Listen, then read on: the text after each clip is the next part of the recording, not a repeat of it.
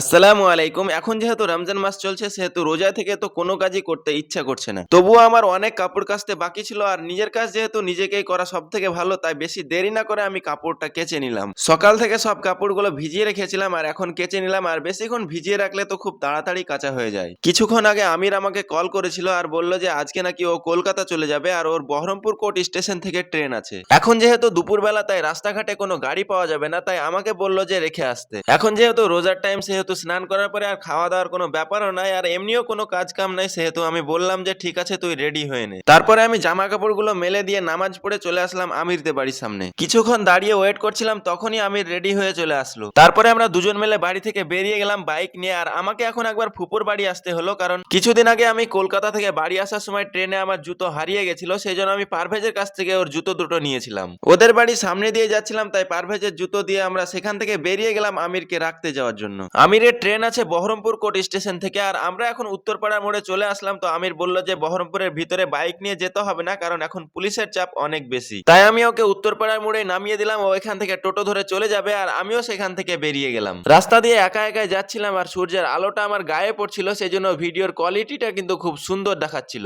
তো যাই হোক, এখন যেহেতু ইফতারের সময় আর বেশি বাকি নাই সেই জন্য আমি দাঁতুন কাটার জন্য চলে আসলাম আমার ফুপুর বাড়ি। বাড়ির পিছনে এসে দেখলাম এখানে একটা ছোট্ট নিম গাছ আছে যেটা আমি আগেও দেখে গেছিলাম সেই জন্য আমি এখানেই আসলাম। এই গাছটাতে দাতুন করার জন্য সুন্দর সুন্দর ডাল ছিল সেহেতু একটা ডাল আমি কেটে নিয়ে সুন্দর করে একটা দাতুন বানিয়ে নিলাম। আমার সঙ্গে সাইদুলও ছিল তাই আমি দুটো দাতুন কাটলাম আর বেশি সময় বাকি ছিল না সেই জন্য আমি বাড়ি থেকে বেরিয়ে গেলাম। তো যাই হোক, ইফতার করার জন্য একটু ভাজা ভুজা আর ফলের তো দরকার হয় সেজন্য আমি প্রথমে ভাজা ভুজা নিয়ে নিলাম দুটো দুটো করে। আর পাশে একটা ফলের দোকান ছিল সেই জন্য আমি এখানে এসে 250 মতো আঙ্গুর নিয়ে নিলাম 50 টাকা দিয়ে। ইফতারের সময় আর কয়েক মিনিট বাকি ছিল সেই জন্য আমি আর কোথাও না দাঁড়িয়ে চলে আসলাম বাড়িতে। বাড়ি এসে দেখলাম আম্মা ইফতারের জন্য তো অনেকগুলো আইটেম করেছে সেজন্য ইফতার নিয়ে বসে পড়লাম।